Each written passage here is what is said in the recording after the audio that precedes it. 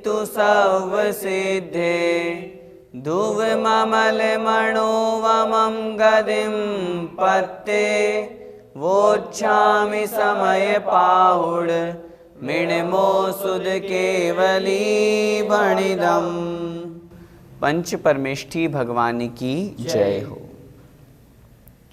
समयसार जी महान ग्रंथादिराज का हम आश्रवाधिकार पढ़ रहे हैं। पिछली ज्ञानशाला की कक्षा में हमने समझा था जो सम्यक दृष्टि जीव हैं वह नूतन कर्मों का बंध नहीं करता। यहाँ सम्यक दृष्टि से तात्पर्य वीतराग सम्यक दृष्टि ग्रहण करना है, जो शुद्धोपयोग में लीन है, जो राग द्वेष से रहित हैं, राग द्वेष मोह जिनके नहीं हैं, ऐसा वह जीव नवीन कर्मों का बंध नहीं करता है। उसको उसी बात को आचार्य भगवान अगली गाथा में यहाँ समझा रहे हैं कि जिस प्रकार पेड़ से टूट जाने के पश्चात वह जो फल है वह पुनः पेड़ में नहीं बंधता है, पेड़ को प्राप्त या पेड़ से संबंध को प्राप्त नहीं होता है, ठीक उसी प्रकार वह जो कर्म हैं वो उदय में आने के बाद में उस आत्मा के साथ पुनः नहीं बंधते हैं। आइए हम समझते हैं गाथा क्रमांक 175। पक्के फलम मि पड़ि दे, पक्के फलम मि पड़ि दे, जहण फलम बज्जदे पुणो विंटे, जहण फलम बज्जदे पुणो विंटे, जीवस कम भावे, जीवस कम भावे, पड़िदेण पुणोदय मुवेहि, पड़िदेण पुणोदय मुवेहि, फिर से पड़िदेण पुणोदय मुवेहि, पड़िदेण पुणोदय मुवेहि। बोलिए पक्के फलम मि पड़ि दे, जहण फलम बज्जदे पुणो विंटे, जीवस कम भावे, पड़िदेण पुणोदय मुवेहि, पक्के फलम मि पड़ि दे, जहण फलम बज्जदे पुणो विंटे, जीवस कम भावे, पड़िदेण पुणोदय मुवेहि। आइए गाथा का अर्थ समझते हैं। पक्के फलम मि पड़ि दे, पक्के अर्थात पक जाने पर, पके हुए, फलम में अर्थात फल के। जब फल पक जाता है तब पकने के पश्चात पड़िदे अर्थात गिरने पर, गिर जाने पर, डाल से फल पक गया और पकने के कारण से वह नीचे गिर गया, गिर जाने पर अगली पंक्ति में कह रहे हैं जहण फलम बज्जदे पुणो विंटे, जह अर्थात जैसे, जिस प्रकार, न अर्थात नहीं, फलम अर्थात वह फल, कौन सा फल, जो फल उस डाल से नीचे गिर चुका है पक करके, वह फल बज्जते अर्थात जुड़ता है, बंधता है, पुणो अर्थात पुनः फिर से, विंटे अर्थात डंठल से, शाखा से अर्थात उस पेड़ से। क्या मतलब? बहुत अच्छे उदाहरण के माध्यम से आचार्य भगवान यहाँ समझा रहे हैं कि जिस प्रकार फल के पक जाने पर वह जो फल है वह डंठल से, उस शाखा से, उस पेड़ से नीचे गिर गया, गिर जाने के पश्चात वह फल पुनः उस डंठल में, उस पेड़ में वापस नहीं जुड़ता, वापस नहीं बंधता। जीवस्य कम भावे, उसी प्रकार जीवस्य जीव के, कम भावे पुद्गल कर्मों की, पड़िदे अर्थात पतित होने पर, अर्थात निर्जरा होने पर, उसी प्रकार जीव में जो कर्म बंधे हुए थे उन कर्म भावों की अथवा उन कर्मों की निर्जरा होने पर जब वो आत्मा से अलग हो जाते हैं, निर्जरा किसे कहते हैं? आत्मा का, कर्मों का आत्मा से अलग होना वह निर्जरा कहलाती है, निर्जरित होना, जीर्ण शीर्ण होना।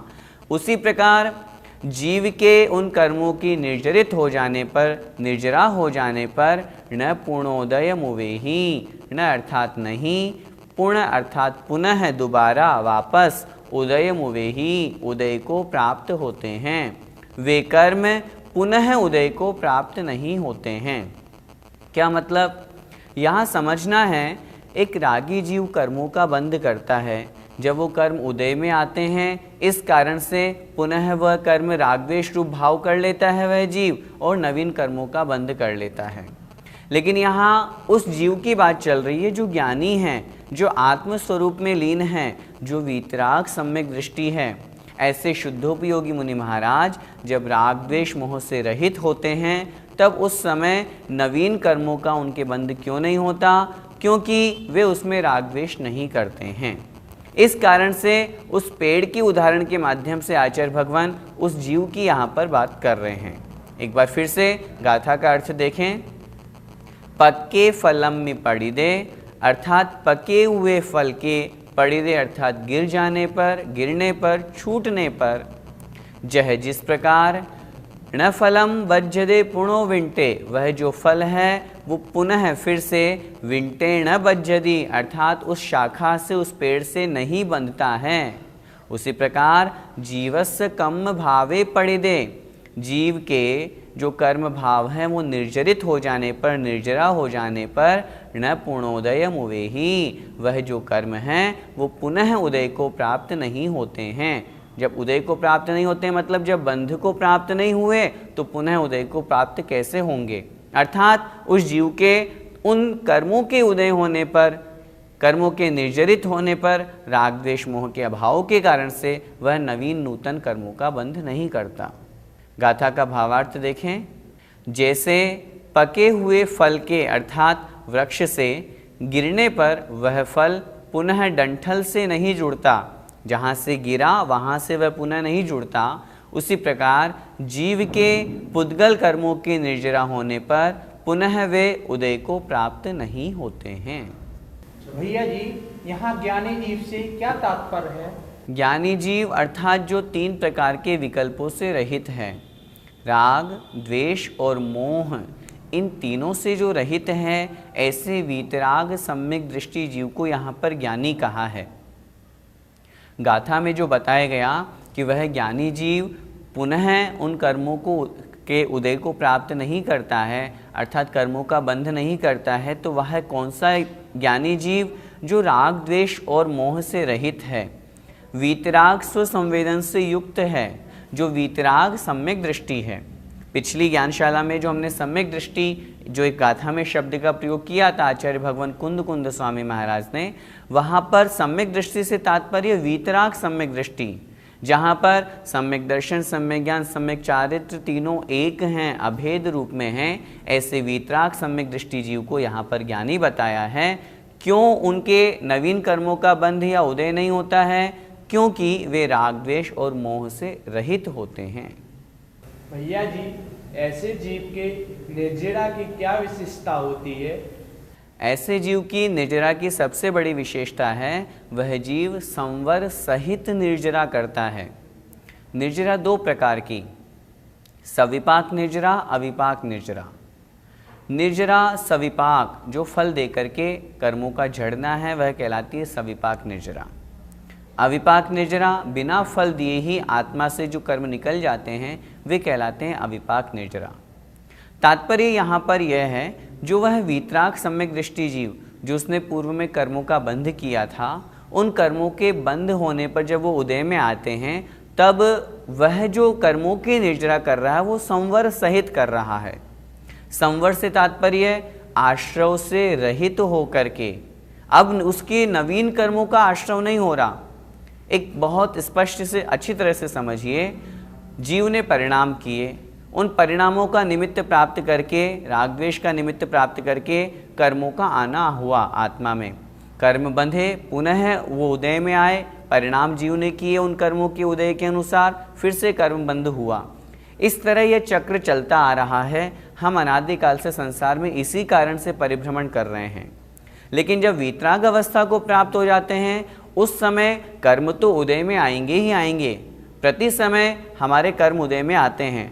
अब उसमें राग द्वेष और मोह का जब त्याग हो जाएगा, तो जो नवीन कर्मों का बंध है वो नहीं होगा, अर्थात उस जीव के संवर होगा। कर्म उदय में आए, निर्जरा कहलाई, अब उसके कर्मों का आश्रव नहीं हो रहा, इसलिए संवर कहलाया, इसलिए वो संवर सहित उस जीव के निर्जरा कहलाएगी। दूसरी बात, उसके सबसे बड़ा जो विशेष है या उस जीव के लिए विशेषता है, वह कर्मों के बंध और उदय से रहित होता है। अब उसके कर्मों का नवीन बंध नहीं होगा। जब नवीन बंध नहीं होगा तो उस निमित्त से जो बंध होने वाला था उसका उदय भी उस जीव के नहीं होता है। यही उस ज्ञानी जीव के कर्मों की निर्जरा की विशेषता है। भैया जी, रागी और विरागी के कर्मोदय में क्या अंतर है? रागी और विरागी के कर्मोदय में महान अंतर है। रागी जीव की हम बात करते हैं। रागी जीव की जब कर्म का उदय होता है तो वह तो राग द्वेष करता है, वह तो मोह करता है, और मोह राग द्वेष करने के कारण से वह पुनः कर्मों का बंध करता ही करता है। जहाँ पर जीव के साथ में राग द्वेष है, मोह है, कर्मों का उदय होने पर वह जीव तद्रूप परिणाम करेगा, उसके नवीन कर्म का बंध होगा। ये रागी जीव का लक्षण है। लेकिन जब हम विरागी की बात करेंगे, वीतरागी की बात करेंगे, उस समय उस जीव के कर्म का उदय तो हुआ, कर्म निर्जरा को तो प्राप्त हो गए, लेकिन वह राग द्वेष और मोह नहीं करेगा। राग द्वेष और मोह नहीं करने के कारण से उसके नवीन कर्मों का बंध भी नहीं होगा और उदय होने का प्रश्न ही नहीं है। उदाहरण से हम समझें, उदाहरण दिया आचार्यों ने, जिस तरह एक भोग भूमि वाला जीव है, भोग भूमि जो जीव होते हैं वे जब मरण के अंत समय में उनका समय आता है, उस समय वे संतान युगल को उत्पन्न करके मरण को प्राप्त होते हैं। कर्मोदय में आया और फल रूप में संतान उत्पन्न होकर के वो चले गए। इस तरह रागी जीव का लक्षण कहा। विरागी अथवा वीतरागी जीव नपुंसक के समान कहा। कर्म उदय में आया, निर्जरा होकर के समाप्त हो गया, अब नवीन पुनः उसकी संतान नहीं बनी, नवीन पुनः उसका कर्मबंध नहीं हुआ। क्यों? क्योंकि वह जीव राग द्वेष और मोह से रहित है।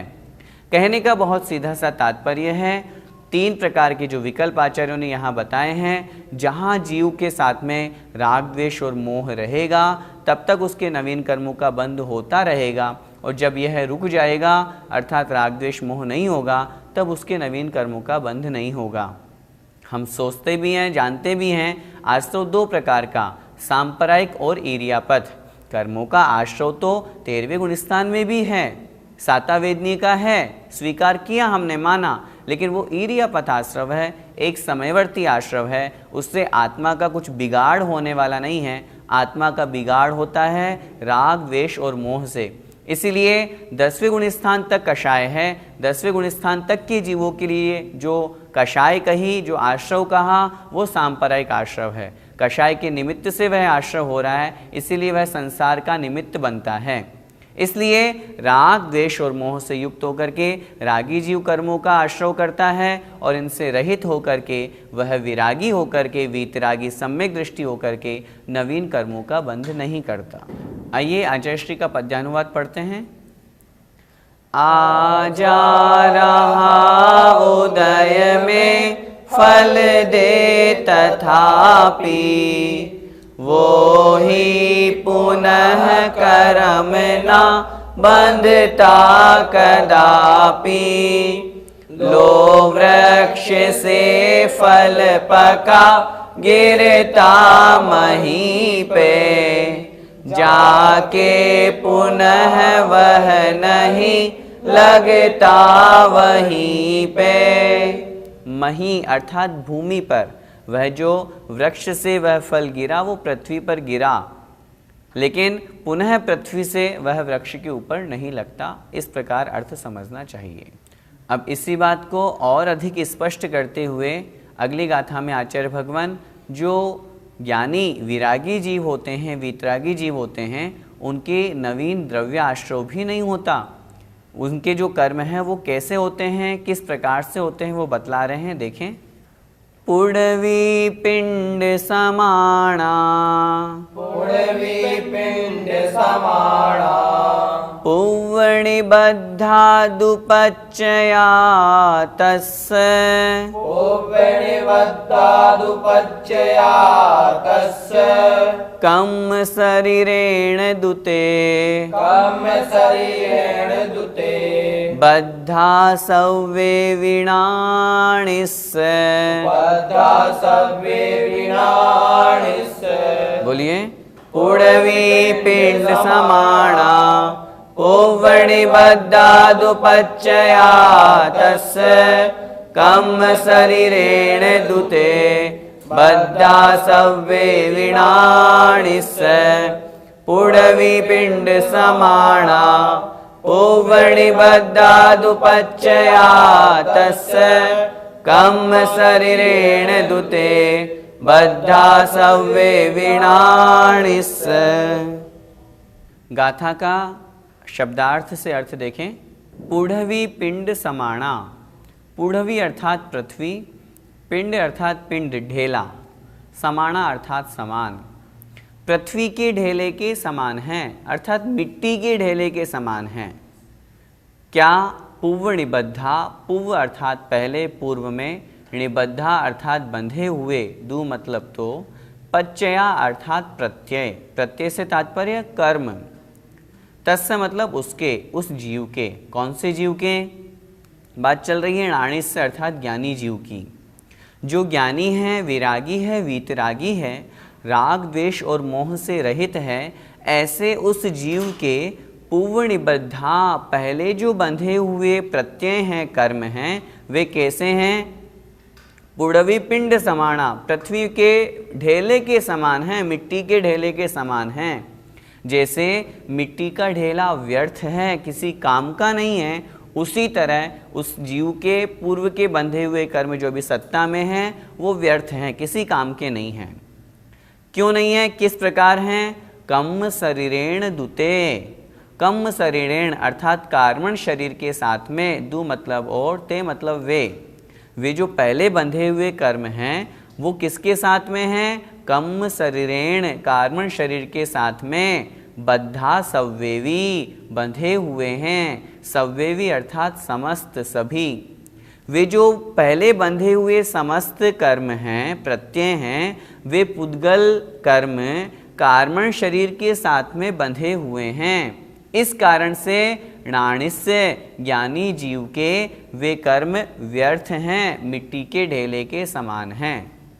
क्या मतलब? तात्पर्य यहाँ पर आचार्य भगवान ये कह रहे हैं, जो जीव के साथ में कार्मण शरीर लगा हुआ है, जो पूर्व में कर्म बंधे, वे कार्मण शरीर के साथ में ही बंधे हुए हैं।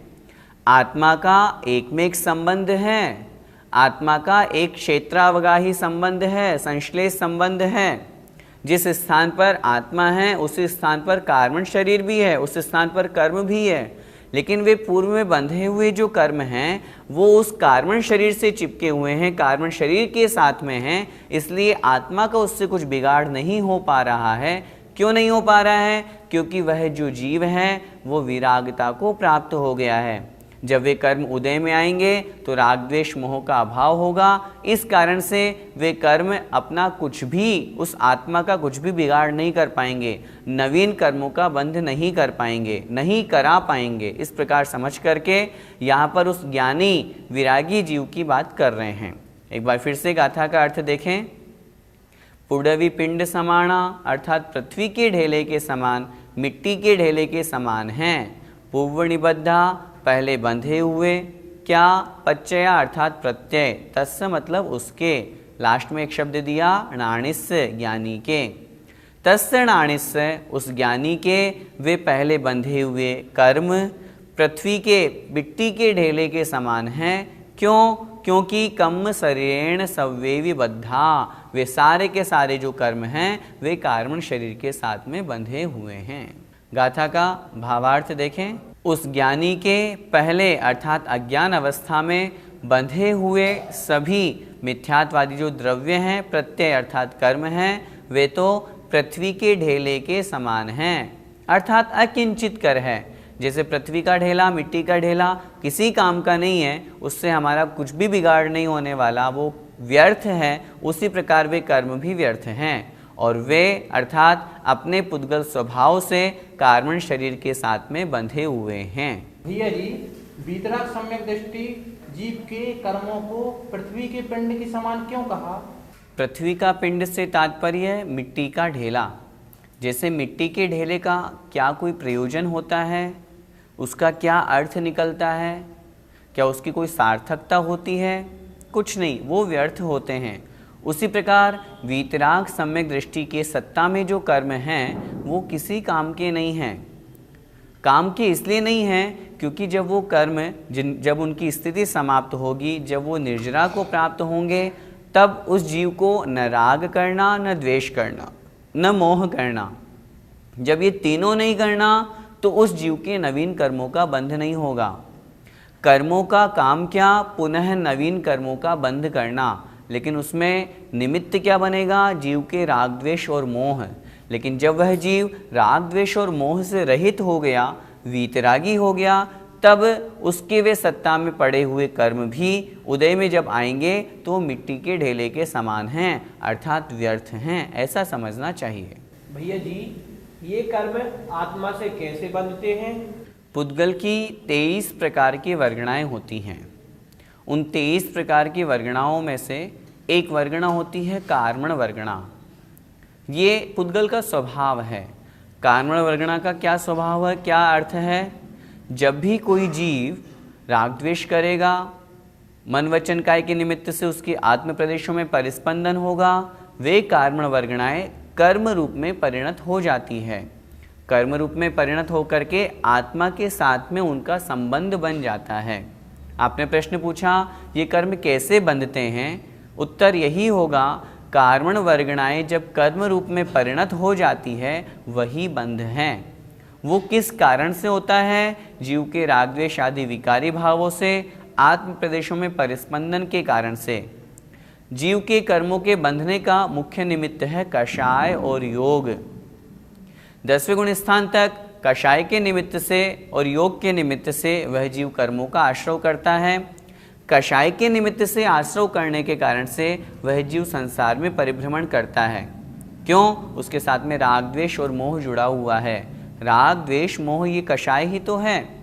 जब वह इनसे रहित हो जाता है, मात्र योग के निमित्त से जो 11वें, 12वें और 13वें गुण स्थानवर्ती जो मुनि महाराज हैं, उनके जो आश्रय हो रहा है, उनके जो कर्मों का बंध हो रहा है, वो एक समयवर्ती है। उससे आत्मा का कोई भी अहित नहीं होता है। इसीलिए यहाँ पर कर्मों का बंध हमें समझना है तो राग द्वेष मोह मुख्य भाव हैं। उनके साथ में आत्मा का परिस्पंदन योग के निमित्त से हुआ। जो कार्मण वर्गणाएं हैं वो कर्म रूप में परिणत हुई और कर्म रूप में परिणत होकर के आत्मा के साथ में एकमेक हो गई। एकमेक दूध और पानी के समान, दोनों जो मिल जाते हैं, अलग अलग नहीं हैं। आचार्यों ने आत्मा का और कर्म का कैसा संबंध बताया? संश्लेष संबंध बताया। ऐसा नहीं है जिस तरह किसी गाय के गले में रस्सी लटकी हुई हो, नहीं, वो संबंध आत्मा और कर्म का नहीं होता है। हमारे यहाँ संबंध बताया संश्लेष, एक क्षेत्रावगाही संबंध। जिस प्रदेश पर आत्मा, उस प्रदेश पर कर्म का परमाणु, कार्मण वर्गणा कर्म, ये है, दोनों एक क्षेत्रावगाह संबंध वाले हैं। इस प्रकार कर्मों का बंध होता है। भैया जी, एक जीव के साथ कितनी वर्गणाएं जुड़ी हुई हैं? 3 अपेक्षा से हम विचार करते हैं, बंध, उदय और सत्व। बंध की अपेक्षा से चर्चा करें, एक जीव के साथ में एक समय में समय प्रबद्ध वर्गणाएं बंध को प्राप्त होती हैं। उदय की बात करें, एक जीव के साथ में प्रति समय समय प्रबद्ध वर्गणाएं कार्मण वर्गणाएं उदय को प्राप्त होती है और निर्जरा को प्राप्त होती है। सत्ता में कितनी रहती है? प्रति समय जीव के जोड़ गुणित क्रम से गुणित करने पर जोड़ गुणित हानि से गुणित समय प्रबद्ध वर्गणाएं उस जीव के साथ में सत्ता में हमेशा रहती है। ये कितना होता है? यह अनंतानंत होता है। क्या मतलब? तात्पर्य यह है, आत्मा के साथ में जो कर्म जुड़े हुए हैं ये एक क्षेत्रावगाही हैं। कार्मण शरीर और आत्मा एक क्षेत्रावगाही है, दोनों एक स्थान पर रहते हैं। पूरे तीनों लोकों में कार्मण वर्गणाएं ठसाठस भरी हुई है, सभी जगह अनंतानंत जीव है। प्रत्येक जीव के एक प्रदेश पर अनंतानंत कार्मण वर्गणाएं कर्म रूप से विद्यमान हैं, प्रत्येक प्रदेश पर हैं, जैसे जीव के असंख्यात प्रदेश। तो इस प्रकार वह जो जीव है ये कर्मों से घिरा हुआ है, कर्मों से बंधा हुआ है।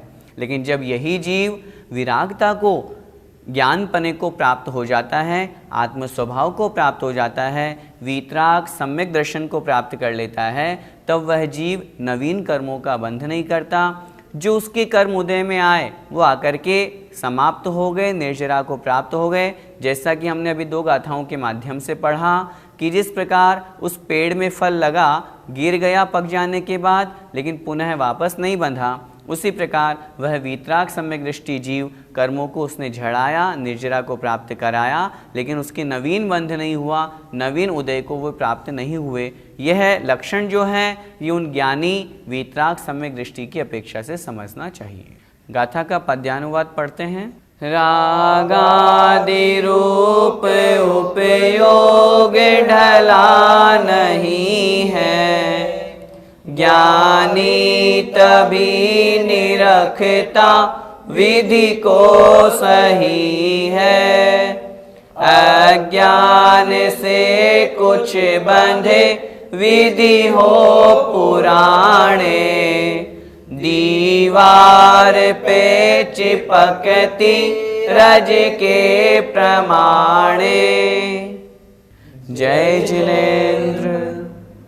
इस कार्यक्रम के पुण्यार्जक परिवार हैं श्रीमती पूनम जैन, धर्मपत्नी श्री सुभाष जैन, गुणायतन शिखर जी, मानक चंद, कमला देवी, राकेश, नीतू, ऋषभ, सौम्या एवं Ayushi Musharraf, B123, Sethi colony, Jaipur, Rajasthan. Shri Parasnath re rolling mills limited, Durgapur 1, Bardhaman, Paschim Bengal. Amita Jain, wife of Anil Kumar Jain. Sangeeta Jain, wife of Vipin Kumar Jain. Sheel Jain, wife of Narendra Jain. Hightone trading company, Shalimar Bagh, Delhi 88। माता श्री निरंजना बाई सरोदय के स्मरणार्थ Sunanda, wife of professor Umesh Chandra Sarodaya, Nagpur. Rekha, wife of Abhay Kumar Sontakke, Karanja. Madhuri Jain, Nagpur. Nishigandha Band, CA, wife of doctor Shailesh Band, Amravati. Rutika, wife of Saurabh Sarodaya, Pune. Pushpak Jain, Swastik Band, Spraha Sarodaya. स्वर्गीय श्री चिमनलाल फूलचंद शाह, स्वर्गीय Kamlaben Chimanlal Shah, doctor Rajnikant C Shah, Leena R Shah, Samarth R Shah, Dhwani S Shah, Nishchal R Shah, Janali N Shah, Aagam, Nirmay एवं नियम शाह, अहमदाबाद, गुजरात। गर्भ गौतम जैन, सुपौत्र अशोक कुमार, रतनलाल जैन, नूतन, गौतम, प्राची, आदित्य, महिमा, सलोनी, निरंजन, अरहन, आराध्य, तारदेव, अंधेरी, मुंबई। श्रीमती संतोष C सिंघई, श्रीमती वर्षा आलोक जैन, श्री आलोक जैन, कुमारी त्रिशला जैन, कुमारी अनमोल अग्रवाल।